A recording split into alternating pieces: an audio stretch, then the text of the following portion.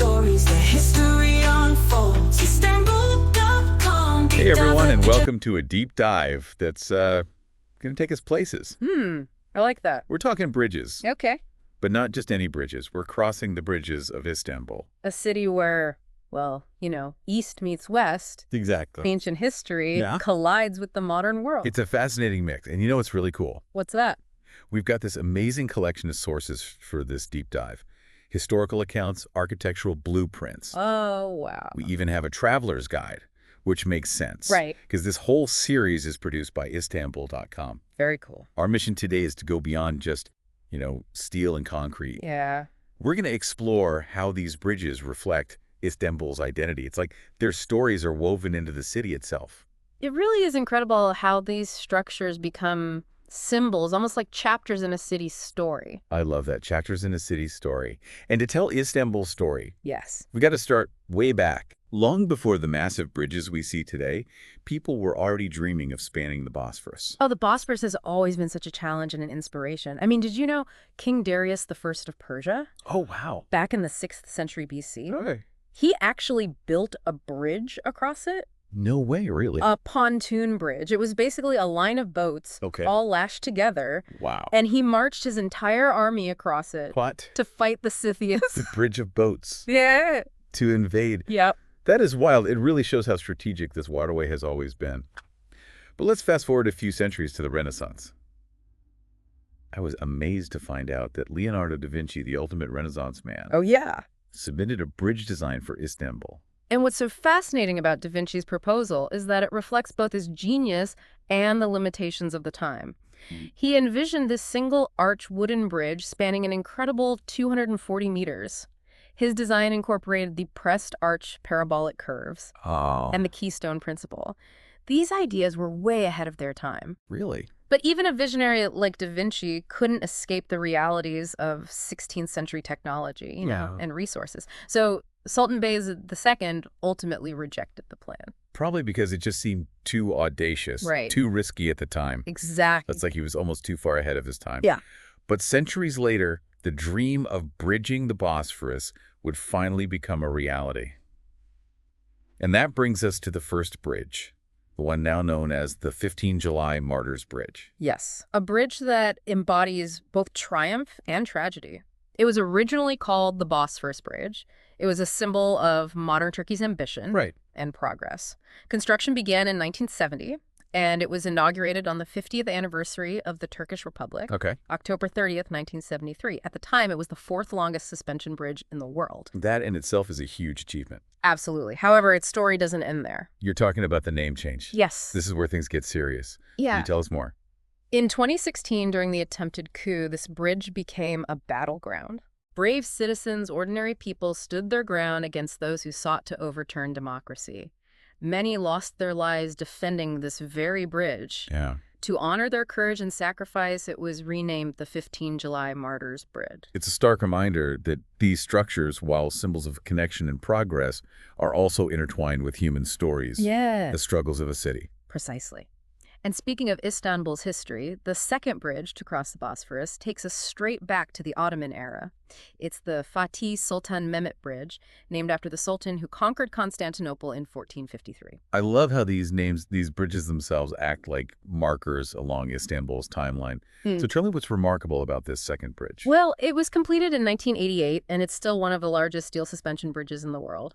What's particularly interesting is that it wasn't built solely by Turkish engineers. Okay. It was a joint venture, a Turkish-Japanese consortium showcasing a global collaboration. That's really cool. Yeah. It emphasizes how Istanbul has always been this crossroads, a place where different cultures and expertise have met and mingled.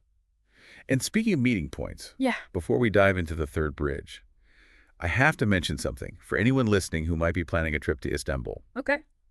I know from personal experience, trying to navigate a new city, especially one as historically rich and sprawling as Istanbul, Yeah. can be overwhelming. Oh, absolutely. With so much to see and do, where do you even begin? That's where the Istanbul Tourist Pass comes in. Ooh. It's like having a VIP pass to the best of Istanbul, all while saving you time and money. Think of it as your key to unlocking the city's treasures. Free entry to Hagia Sophia Topkapi Palace. Yes. And so many more historical sites. Plus, you get hassle-free airport transfers. Nice. And discounts at various shops and restaurants throughout the city.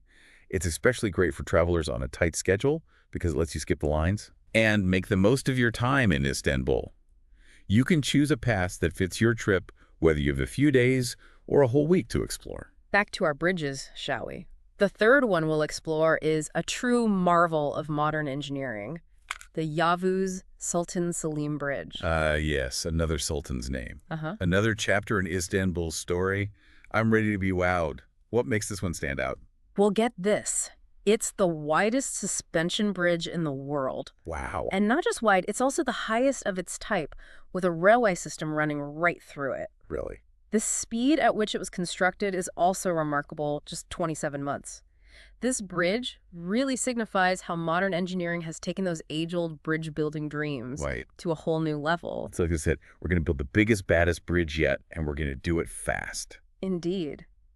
And speaking of different scales and styles... Oh, I know where you're going with this. Okay. We've talked about these grand Bosphorus bridges. Yeah. But now we're heading to the heart of the city. Uh-huh. To the Golden Horn, to the Galata Bridge. Exactly. It might not be as monumental as its Bosphorus counterparts, Right. but the Galata Bridge has a charm Yeah. and a history all its own. Plus, it's a bascule bridge, meaning a section of it can be raised to let ships pass through. Hold on. A bridge that opens up. Yep. I need to see that. Tell me more about this bridge that's so woven into the city's fabric. Well, the current Galata Bridge, with its distinctive design, dates back to 1994. It has this wonderful feature of accommodating tram lines right on the bridge itself. Wow. But what's really interesting is that it isn't the first bridge to grace this spot. There have been several bridges on the same site, each marking a different period Wow. in Istanbul's long history. So it's like this particular crossing point has been a constant, Yeah. a necessity throughout Istanbul's evolution. It makes you wonder what stories those earlier bridges could tell. It's a fascinating thought, isn't it? The layers of history, the changes, the continuities, all reflected in these structures that connect us across water. You know, it's incredible how each of these bridges, whether it's the grand 15 July Martyrs Bridge or the more intimate Galata, manages to capture a different aspect of Istanbul. They're like pieces of a puzzle, each contributing to the bigger picture of this vibrant, ever-evolving city. But before we get lost in contemplation, I'm curious to know from all this research we've done, is there something that really struck you? Something that maybe wasn't explicitly stated in the sources, but sparked a new thought or a different way of looking at these bridges? That's a great question. What's really fascinating to me is how Istanbul's bridges, particularly the grand ones over the Bosphorus, seem to represent a constant striving. It's as if the city is always pushing boundaries, reaching for something more. Yeah. Whether it's technological advancement or a greater connection to the world. That's like each bridge is a statement, a declaration of Istanbul's ambition Yes. and its place in the world. Precisely. And for me, that's what makes this exploration so captivating. It's not just about admiring impressive structures. It's about understanding how those structures reflect a deeper yearning, a constant desire to bridge the gap between what is and what could be. You know, when we think about Istanbul's bridges and their significance, it's easy to get caught up in the grand scale of those spanning the Bosphorus. Oh, yeah. Those massive structures connecting continents are pretty awe-inspiring. They are indeed. But what's often overlooked is the impact they have on the city itself. For example, the Yavuz Sultan Selim Bridge, with its integrated railway system, has played a significant role in alleviating traffic congestion in Istanbul. So it's not just about connecting geographically, Right. but also about improving the flow of life within the city itself. Exactly.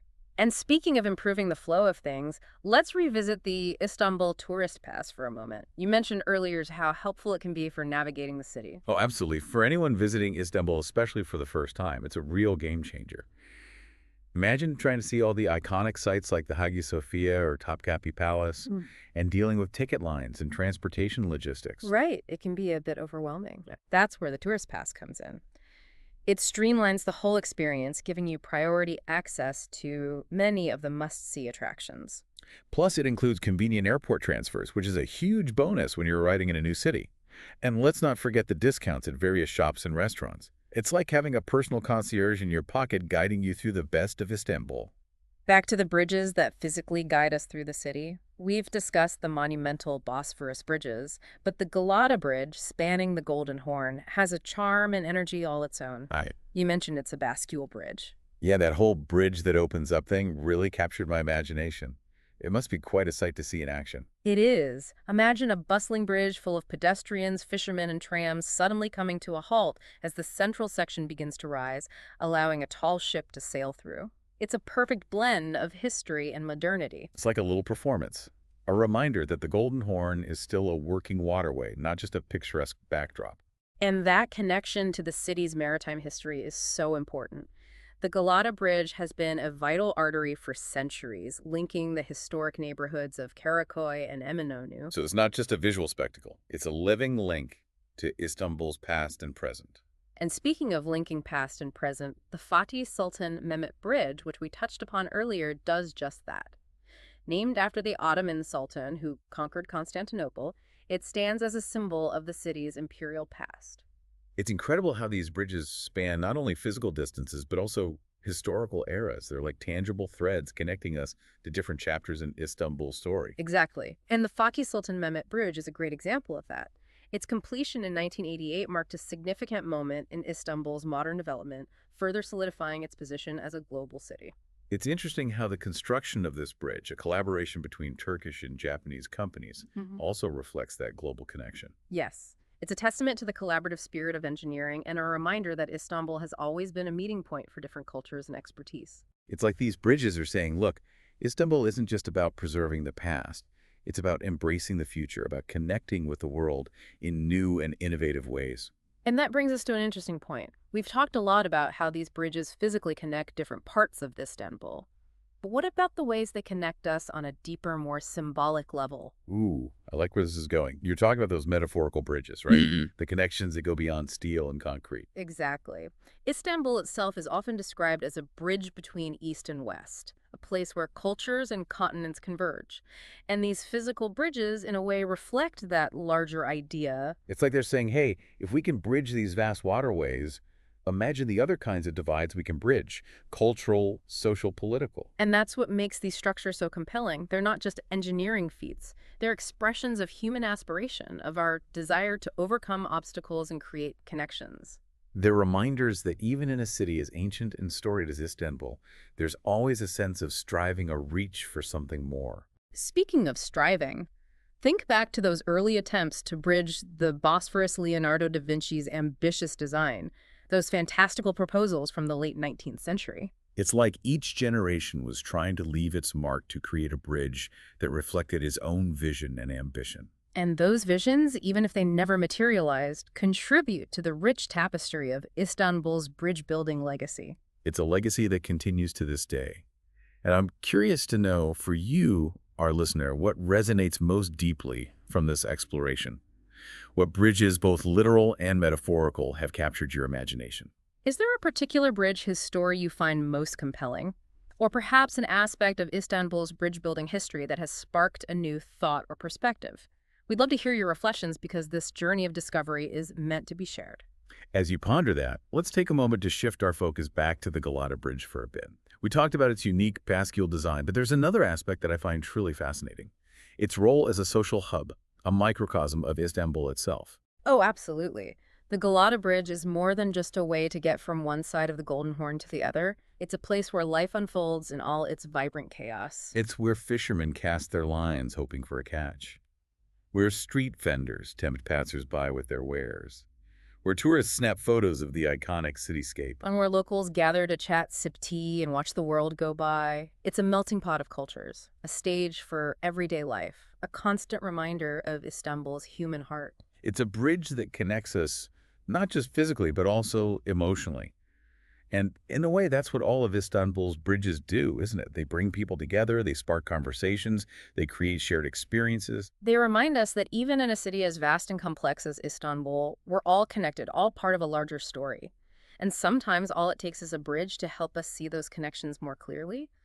As we've journeyed through the stories of Istanbul's bridges, I've been struck by the sheer variety of ways they connect us. I totally agree. We've talked about geographic connections, historical connections, Right. even symbolic connections. It's like these bridges are weaving this multi-dimensional tapestry of Istanbul. That's a beautiful way to put it. And to really appreciate that tapestry, we need to go all the way back to the very beginning of this bridge building saga. You're talking about King Darius and his bridge of boats. Yeah. That one really blew my mind when we were researching for this episode. It is incredible, isn't it, to think that over 2,500 years ago, someone had the audacity and ingenuity to construct a bridge across the Bosphorus using just boats and ropes. Yeah, it seems so improbable, almost mythical. I know.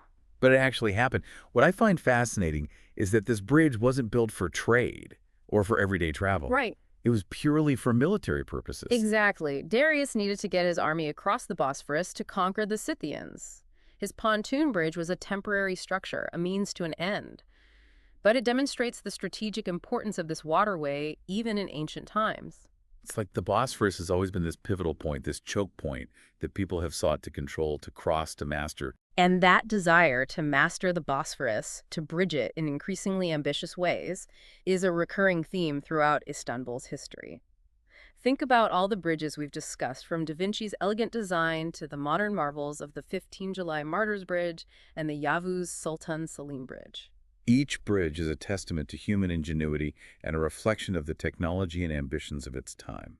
Precisely. But there's another layer to this story, one that goes beyond the physical structures themselves. We've talked about Istanbul as a metaphorical bridge between East and West. And I think those metaphorical bridges are just as important, perhaps even more so, than the ones made of steel and concrete. You're talking about the bridges we build between people, between cultures, between ideas. Exactly. Think about the Galata Bridge, for instance. Yes, it connects two shores of the Golden Horn, but it also connects people from all walks of life.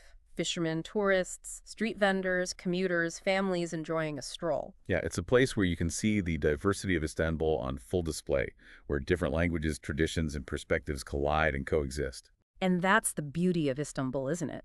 It embraces its role as a bridge, a meeting point, a melting pot. It encourages us to look beyond our own familiar shores and engage with the world in all its complexity. It's like the city itself is saying, come explore, connect.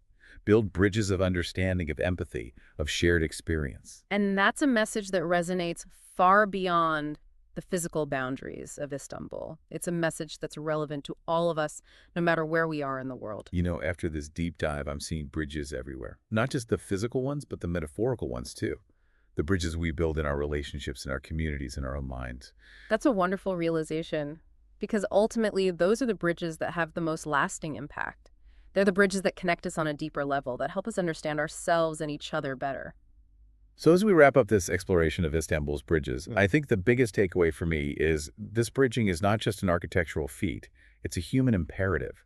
It's about reaching out, connecting, and creating something new and meaningful in the process. Beautifully said. And for you, our listener, we hope this deep dive has sparked your curiosity, inspired you to see the world with fresh eyes, and perhaps even motivated you to build a few bridges of your own. Thanks for joining us on this journey across Istanbul's bridges. We'll see you next time for another fascinating deep dive.